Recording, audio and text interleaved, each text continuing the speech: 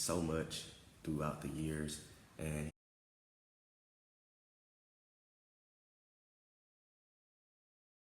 doing right now or not, but it's cool.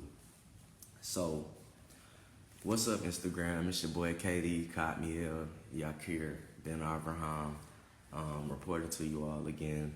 I'm doing something different. I don't really, come on social media and talk that much unless I need to. But today, God's put it in my spirit. He's been blessing me so much throughout the years, and He's been doing what's going on. He's been doing so much for me, and He put it in my spirit this morning to get on here, and whether people join or not, but to still put it out there and to share with people what I've been reading. So I've been reading this Daily Strength for Men. It's a 365-day devotional. I highly recommend this for if you're trying to just, take baby steps in building a relationship with God, and you're not really for reading the Bible, or you haven't really started to read the Bible. I definitely recommend you start to try to read the Bible.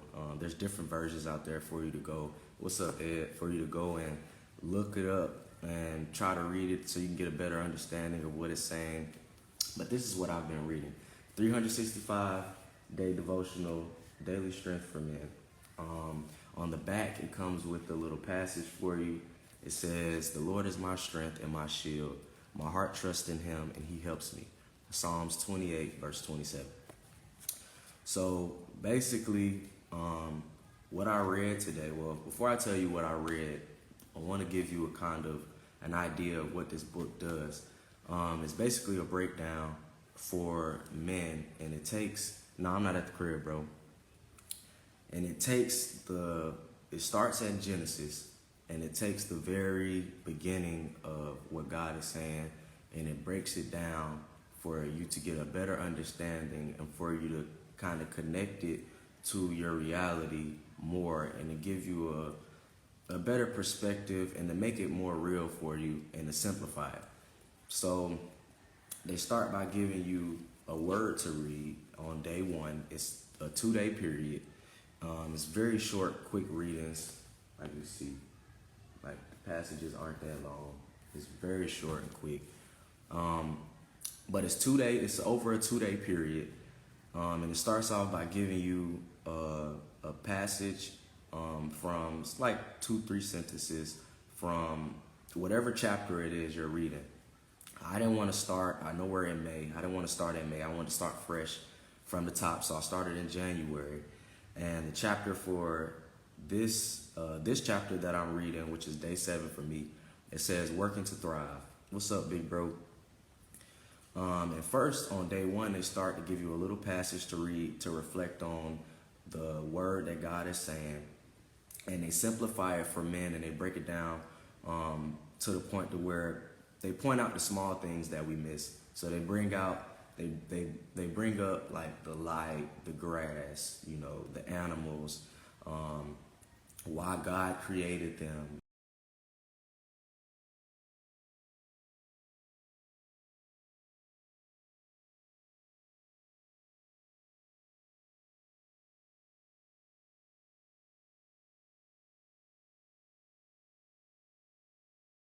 Over all living things, and it basically turns it into something that you can actually picture. Like it gives you moments to think about and reflect on the things that God is saying to you and the things that He's created.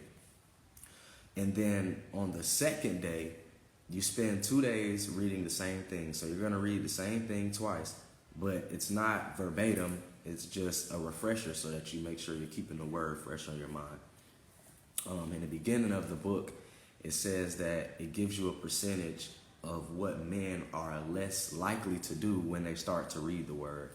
And it says that one of the things that men are more likely to do when they read the word, they give you pros and cons, is that you start to remember Bible verses the more you read them. So it's like repetition. You do something over and over and over again, and it's going to stick with you. So they give you a refresher on day 2, just so you can remember what you were reading the day before. And then they break it down and give you a related passage. And they give you a related passage from a different chapter, whether it be the same book or a different book. And then after they give you a related passage, they give you questions to reflect on and ask yourself in application. So basically the point of this is to give you God's word, break it down for you and help you understand exactly what it means and what it's saying. Ask you questions on how you can apply it to your life and how it can help you. And then it gives you a closing prayer. It's just like a sentence that you can read so that you'll, have something after you read all of this stuff, because a lot of people will feel overwhelmed once they read the Word of God and they may not feel like they truly have gotten anything from it. So I feel like this is highly reputable for men, especially if you're not really someone who reads the Bible a lot. You can buy this book at Walmart. It's like $20. It's not a lot, but you got to start somewhere. But the whole point of me getting on here and saying that was because, God is all about sharing and God is all about giving. And God has done a lot for me lately. And it's not going to do me any true joy and any true fulfillment if I don't share what God is doing for me with others, and how, I'm building my relationship with Him, and how it may be able to help you build a relationship with Him. So the two things that I got from reading my daily devotional today, shouts out to my big brother Zara too. I saw you join. The first thing that I got was, let me go back and see. So the first thing that I got was that God gave man a concept of work.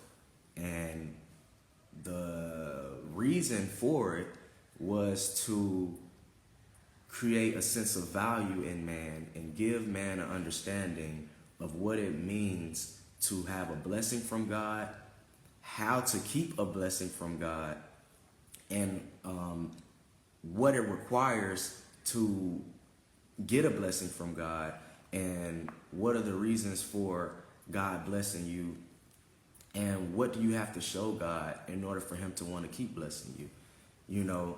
So what made me get that message from this passage was they broke it down and they gave you an example of how God gave the garden to Adam and Eve. And when God gave the garden to Adam and Eve, God told Adam that Adam still had to work. Even though he was blessed in the garden, and the garden had everything he needed. And God told him, you have everything you need, but do not eat from the tree of evil and evil knowledge, for you shall surely die. So imagine being in a place where you're born and your parents tell you, you have everything you need. This is how I can bring it more, make it more real for me. The example I used was, you take a child and you put him in a situation where his parents do everything for him. And I can personally relate to this. Your parents doing everything for you. Your father in particular, he's doing your chores for you. He's making sure you have everything you need. He's not really giving you a real sense of responsibility. He's not really letting you make any decisions on your own. You kind of just have everything made. And then on top of that, there's no work that you have to do. He's not making you maintain anything, keep anything up. You just are able to live and do whatever it is that you please. So when that child grows older, he's not going to really appreciate and value the things around him, the people around him, and the resources that he may have been blessed with in his life. So the purpose of work was to give man a sense of, give man and help man understand what it means to sacrifice, what it means to commit yourself, what it means to have responsibility, what it means to actually know that when God blesses you and gives you the privilege to have something, it's going to take work, and it's going to take you showing Him that you appreciate it by doing work to maintain it so that he can continue to bless you. So I feel like God gave man work to keep him humble, because at the end of the day, God is going to bless us with whatever we need. He's going to give us whatever we need as long as we come to him first about it.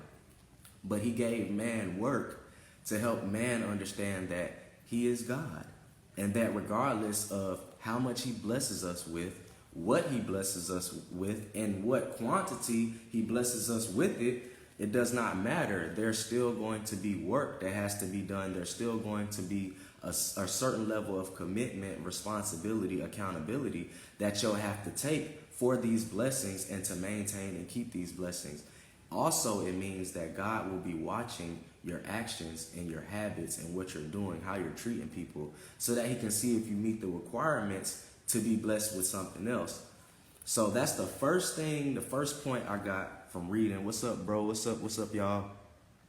How everybody doing? I know y'all popping in and out, but today I'm just giving a little word. I usually don't do this, but I'm just hopping on here giving a little word. Tori, what's up, my boy? You need to go get you one of these, bro. It's just Daily Strength for Men, 365-day devotional, real quick passages, short word. Build that relationship up with God, man. Get your spirit right. You know what I'm saying? You got to get your spirit right. What's going on, twin? I see you. I'm on my positive stuff right now. All right, so my second example that I got from reading this daily devotional, I'm on day 7. I'll be on day 8 now, but I also recommend that you go and try to start to read the Bible too as well. If you haven't tried that already, I know it may be hard for a lot of people, but you can download the app on your phone and you can have them read it to you. You don't even have to read it. You can just listen to it, And they have different versions. You can go in there and, figure out what works for you, what you understand best. But you got to get your spirit right, man. It's crazy out here in this world. We done been through too much as a people, as people in college, people in the streets, people in the world, doing whatever we doing, working, trying to get through life. It's very important that you have your spirit right, and your mental right, as well as your physical. So I'm basically giving examples and giving what I've gotten from my read today. So the second example I got from reading this today was I used, let me go back to the word so I can see. I used, a lot of us, I can put the book down now. I feel like a lot of us are lying to God, A lot of us pray and ask for things and want things and are upset with ourselves when we don't have certain things. But, in our actuality, we're not required for the blessings that we're asking God to bless us with. And everything that I've said on live or everything that I'm saying or anything that I'm saying to you guys is something that I can attest to and something that I've went through or something that I've been a victim of. So I've been guilty of praying to God and asking him for things that I may not have the requirements for at the time, or that I may not truly want to do, or that I may not truly be ready for, or that I may truly not want, but in my mind and what I'm seeing and what I'm feeling, these are the things that I desire, So I wanted to touch on us making sure that we meet the requirements of the blessings that we're asking God for, And one of the examples that I was going to use was a firefighter and a biology teacher.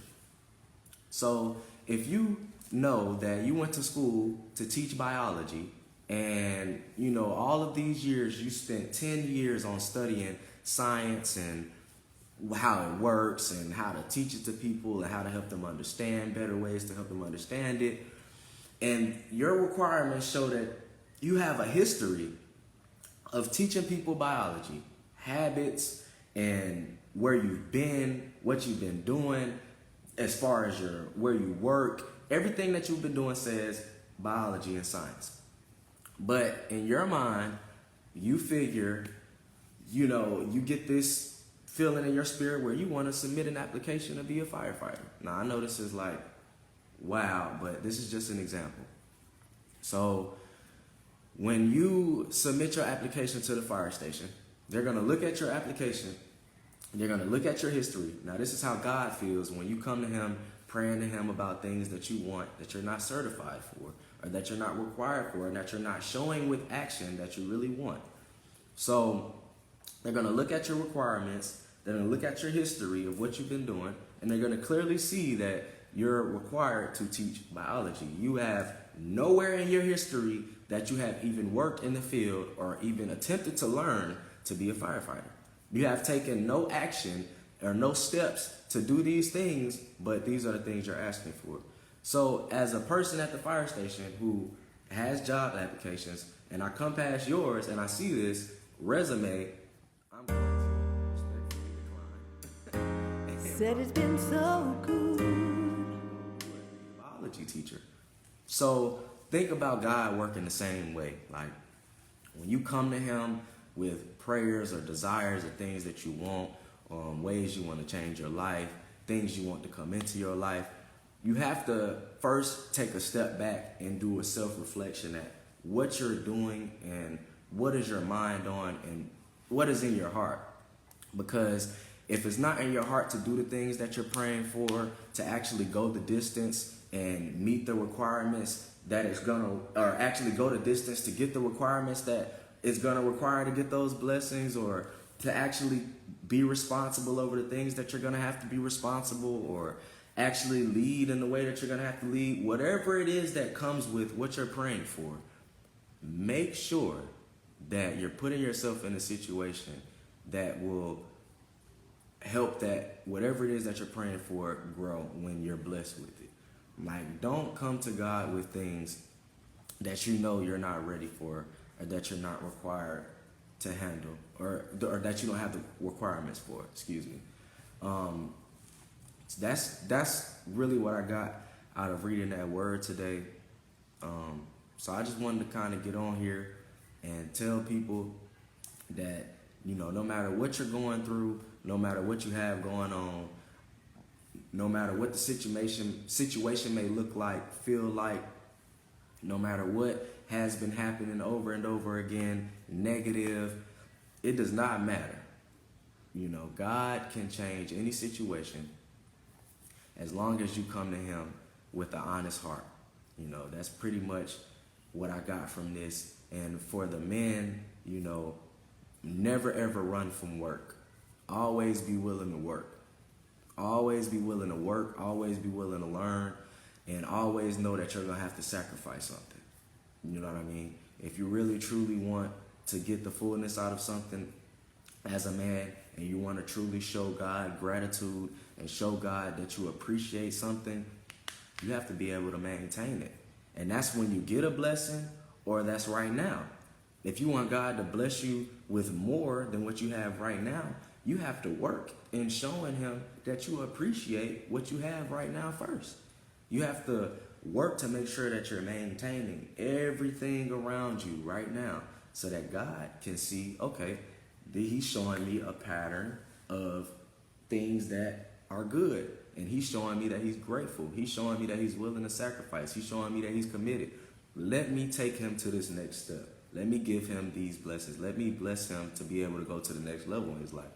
So now when you get to the next level, you have to do what? Do the same thing. Work to show God you appreciate the things that he's giving you. You know, I hope that was able to bless somebody. I hope somebody was able to take this message that I gave them and be blessed by it.